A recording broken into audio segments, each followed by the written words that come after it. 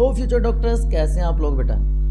Welcome back to your study destination Bionidhi RRG, जहां पर आपको complete detailed study material in the form of lectures, PYQs, notes, PDF सब कुछ मिलता है। और आज हम बात कर रहे हैं पार्ट 2 में नीट 2026 के लास्ट 10 ईयर्स के बायोलॉजी के चैप्टर वाइज और यूनिट वाइज एनालिसिस की।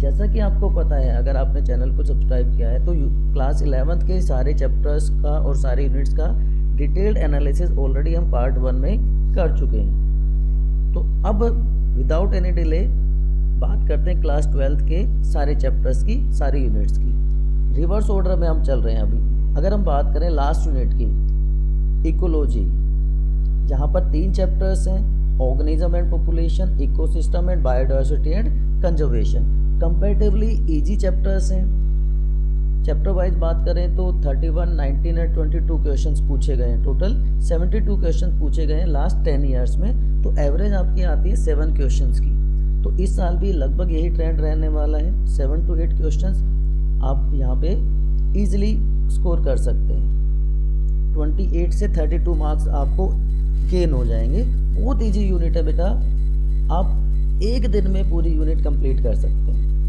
ठीक है, तो ये तो बात रही इजी स्कोरिंग यूनिट्स की, इसीलिए मैंने रिवर्स ऑर्डर लिया है। उसके बाद आते हैं बायोटेक्नोलॉजी। सिर्फ 2 चैप्टर्स हैं, biotechnology principles and processes, and second one is biotechnology and its application. ये भी इजी स्कोरिंग मार्क्स हैं। लास्ट 10 ईयर्स की बात करें तो 39 और 24 क्वेश्चंस पूछे गए हैं। तो टोटल आ जाता है 63 क्वेश्चंस, जो कि एवरेज आता है 6 क्वेश्चन ऑन एन एवरेज। तो यहाँ से आप 4 to 5 क्वेश्चन एक्सपेक्ट कर सकते हैं। सिर्फ 2 चैप्टर्स हैं, सेम 1-2 दिन लगा के आप 16 to 20 मार्क्स यहाँ पे गेन कर सकते हैं। तो इन दोनों यूनिट से आप देख रहे होंगे एवरेज अगर हम करें तो 30 + 20 50 मार्क्स आप 5 चैप्टर्स, जो कि मैक्सिमम 3 to 4 डे में हो जाएंगे। उसके बाद आ जाती है यूनिट 8 की बात, biology in human welfare. Deleted syllabus के बाद सिर्फ 2 चैप्टर रह गए हैं, human health and disease and microbes in human welfare.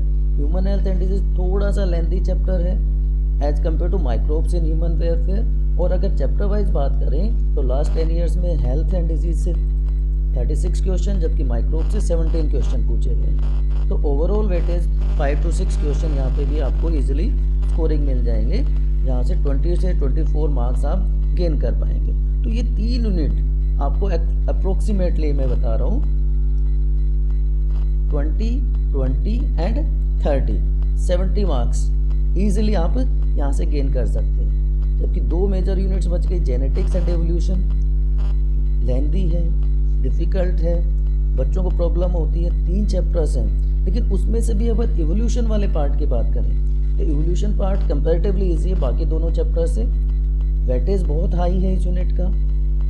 42, 49 and 26 question last 3 years में पूछे गए हैं। नियरली 120 क्वेश्चन, तो 12 क्वेश्चन का एवरेज आ जाता है। तो आप एक्सपेक्ट कर सकते हैं इसमें थोड़ा सा टाइम लगा कर आप काम करेंगे तो ईजिली आप 14-15 क्वेश्चन एक्सपेक्ट कर सकते हैं। मतलब 40 to 50 मार्क्स के बीच में, इवन 60 मार्क्स तक भी इसमें आप स्कोर कर सकते हैं। थोड़ा सा आपको इस पर टाइम लगाना पड़ेगा। एंड लास्टली यूनिट 1 रिप्रोडक्शन, जहाँ पे फिर से 3 चैप्टर हैं, एक डिलीट हो गया है, sexual reproduction in flowering plants, human reproduction and reproductive health. यहाँ पर भी रिप्रोडक्टिव हेल्थ कंपेरेटिवली छोटा इजी चैप्टर है, तो 1 या 2 क्वेश्चन आप वहाँ से इजीली स्कोर कर सकते हैं। बाकी दोनों चैप्टर्स का वेटेज बात करें तो 38 एंड 31 क्वेश्चन पूछे गए, तो अप्रोक्सीमेटली 3 to 4 क्वेश्चन यहाँ से पूछे जाते हैं। लास्ट 10 ईयर्स में 88 क्वेश्चन आए। तो यहाँ से भी आप इजीली मान के चलिए 7 से 8 questions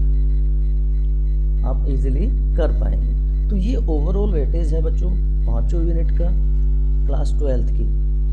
detailed analysis class 11th का भी आप, जैसा कि मैंने बताया यहाँ पे, इस तरह से प्रीवियस वीडियो में जाकर देख सकते हैं। For any doubt, for any Curie, आप अपने स्टडी डेस्टिनेशन बायोनिधि आरआरजी पर आइए। वहाँ पे सारा का सारा कंटेंट फ्री ऑफ कॉस्ट है।